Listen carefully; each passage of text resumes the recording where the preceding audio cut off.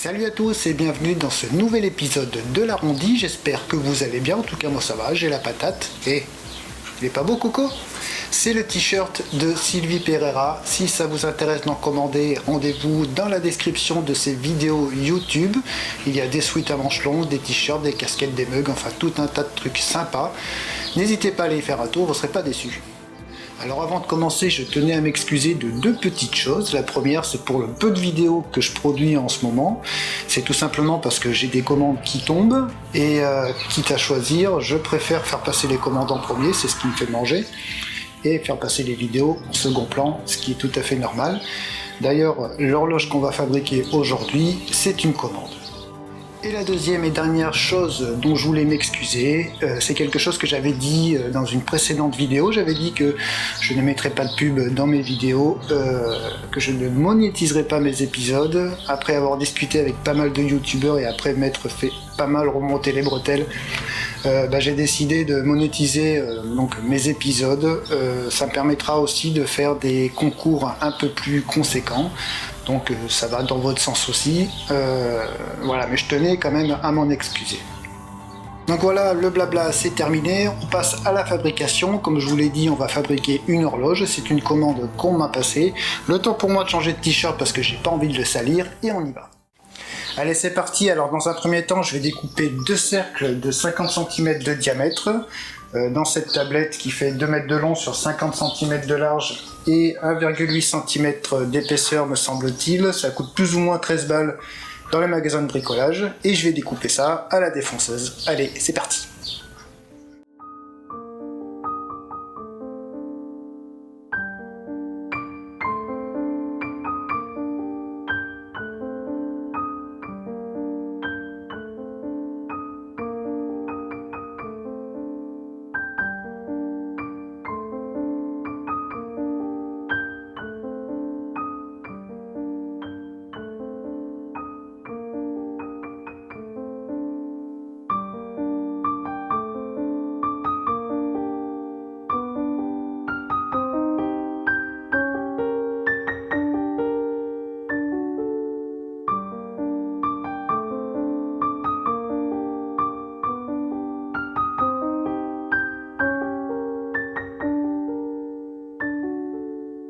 Voilà, alors maintenant que j'ai mes deux cercles de bois, je vais les coller l'un sur l'autre. Mais avant de faire ça, je vais passer un petit coup de papier à poncer de grain 120, il me semble. Ouais, c'est du 120.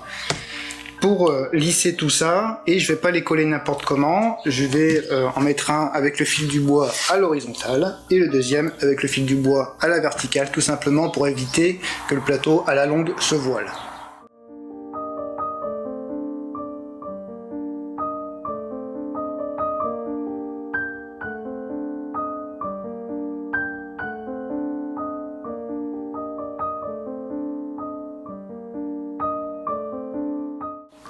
Une fois que c'est joliment poncé, on va coller les deux parties. Comme je l'ai dit, un avec le fil du bois à l'horizontale et l'autre avec le fil du bois à la verticale. Sur ce plateau, j'ai mis dans le trou qui m'a servi à la défonceuse une vis que je vais mettre dans ce plateau pour que ce soit bien centré. Et puis voilà, allez, c'est parti!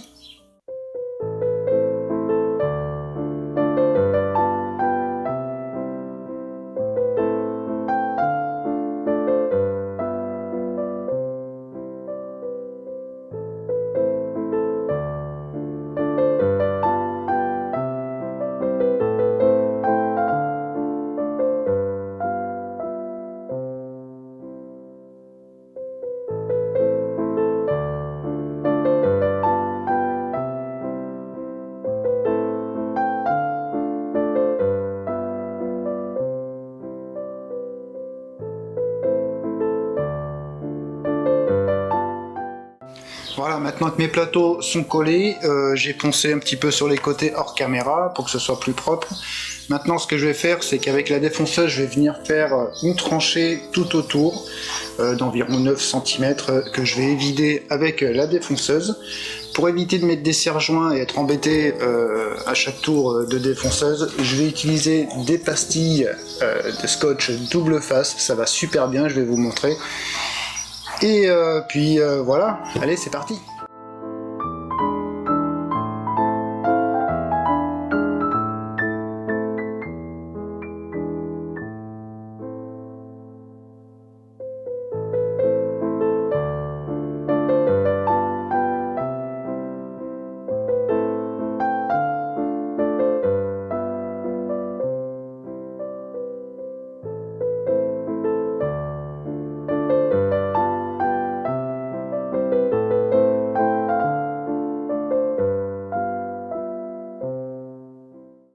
mes deux rainures sont faites, rainure intérieure, rainure extérieure. Maintenant je vais vider toute cette partie à la défonceuse, ça va être un petit peu long donc je vais pas tout filmer, et on se retrouve après.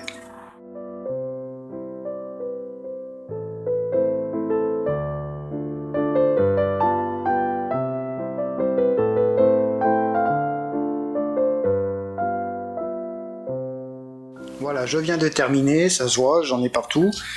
Il y a quelques petites imperfections sur le fond, je vais donc venir dégrossir avec la lime électrique et ensuite je finirai au papier fin pour lisser tout ça et on passera à l'étape suivante.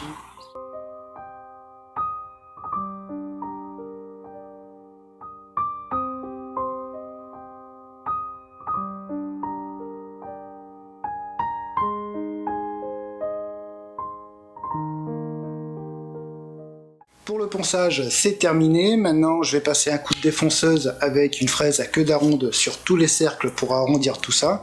Et je pourrai décoller mon plateau de mon établi.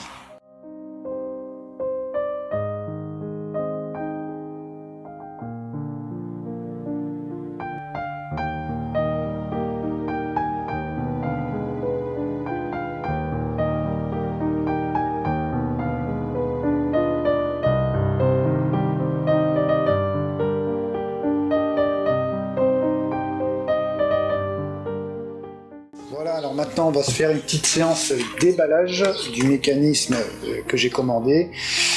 J'ai commandé ça sur Amazon, j'ai pas pris le plus cher mais j'ai pas pris le moins cher non plus. Enfin bon, après ça veut rien dire, hein. J'ai des machines que j'ai pas payé cher et qui fonctionnent très bien encore aujourd'hui.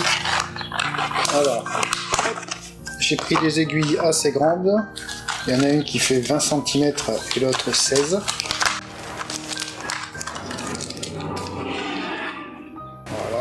Ça va donner à peu près ça, ouais, c'est pas mal. Le mécanisme, le voici, pas bien gros. Et avec ça, il va falloir que j'usine derrière pour que ça rentre et que j'installe les aiguilles.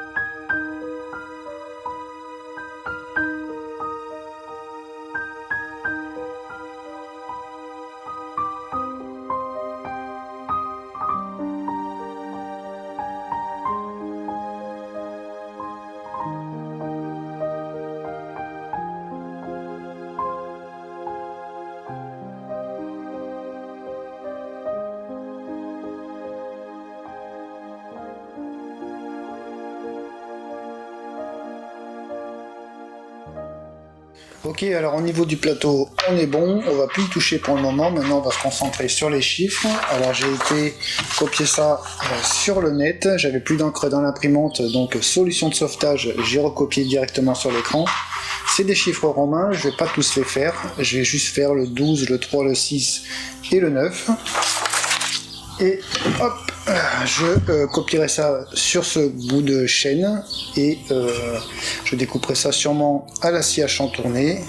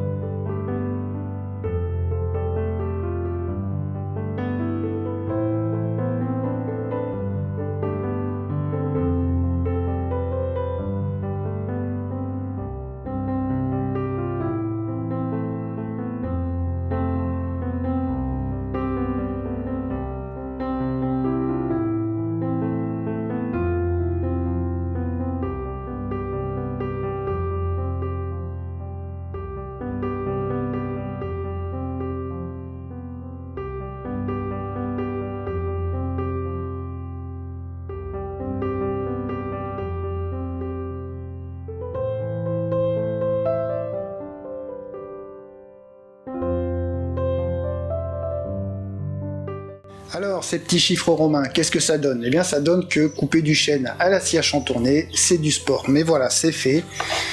J'en ai profité pour couper 8 barrettes qui vont remplacer les chiffres là où il n'y en a pas sur la pendule. Maintenant, avec du papier à poncer fin, genre du 120 ou du 100, je vais casser les arêtes tout autour des chiffres et des barrettes et on viendra coller ça sur la pendule juste après.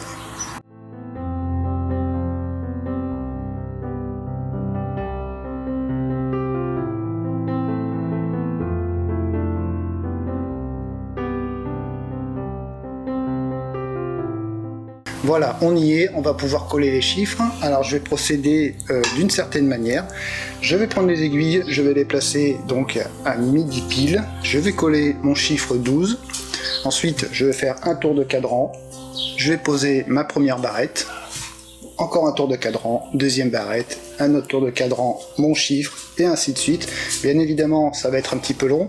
Donc comme tout à l'heure, je vais pas tout filmer, je vous montre le début. Et on se retrouve juste après.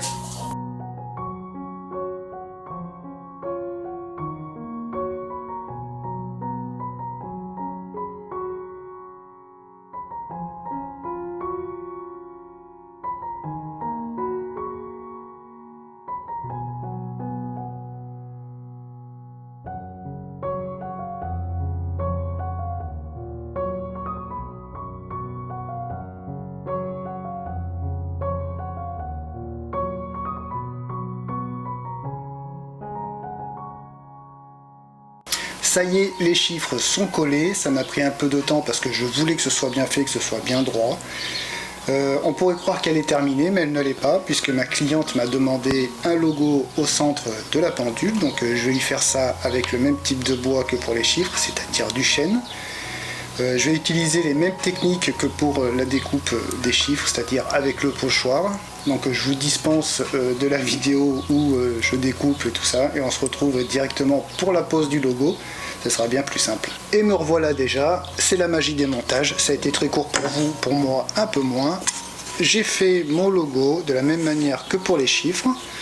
Donc voilà, ça va se placer à peu près comme ça. Avec un F qui vient ici. Et l'autre F où je vais devoir faire un trou au milieu pour pouvoir l'insérer dans le mécanisme.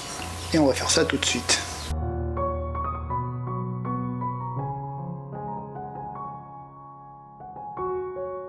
Voilà, ça a été rapide. Maintenant je vais faire un petit essai. Et ça m'a l'air pas trop mal. Je vais essayer de mettre l'aiguille la plus basse pour voir si tout se passe bien. Parce que j'aime pas les surprises. Et ma foi, on va dire qu'on est bon. Il n'y a plus qu'à coller. Allez, c'est parti.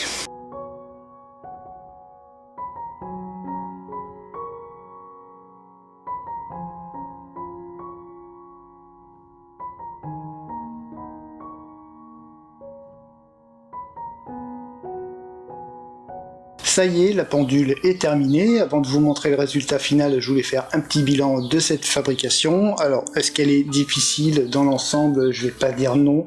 Je vais pas dire oui non plus. Disons que pour le plateau, il n'y a pas de difficulté particulière. On va dire que 50% du boulot est fait par les machines bien réglées. Là où ça se complique, c'est pour tout ce qui est chiffres et logos. C'est du chêne. Alors comme vous avez pu le voir, la scie à chantourner c'est pas l'idéal. Maintenant la scie à ruban, moi je trouve ça vraiment trop dangereux de faire du chantournage sur la scie à ruban, donc je préfère passer un peu plus de temps sur la scie à chantourner, mais de ne pas risquer mes doigts. Je reviens aussi sur le scotch double face, vous avez vu, c'est assez pratique. Maintenant, il faut être lucide, on va pas non plus couper un morceau de bois tenu par ce scotch double face avec une scie circulaire, c'est bien trop dangereux. Alors pour terminer l'épisode, ce que vous n'avez pas vu sur la vidéo, c'est que j'ai fait une finition à l'huile de lin, que j'ai bien séché. J'ai ensuite passé un coup de vernis. Alors je sais que beaucoup sont contre le vernissage après l'huile de lin. Moi ça fait 2 ans que je fais ça, j'ai jamais eu de problème, du moment que l'huile est bien imprégnée dans le bois et qu'elle est bien séchée au sopalin après. Voilà. Et je vous laisse, je vous montre ce que ça donne, et puis je vous dis à bientôt. Ciao!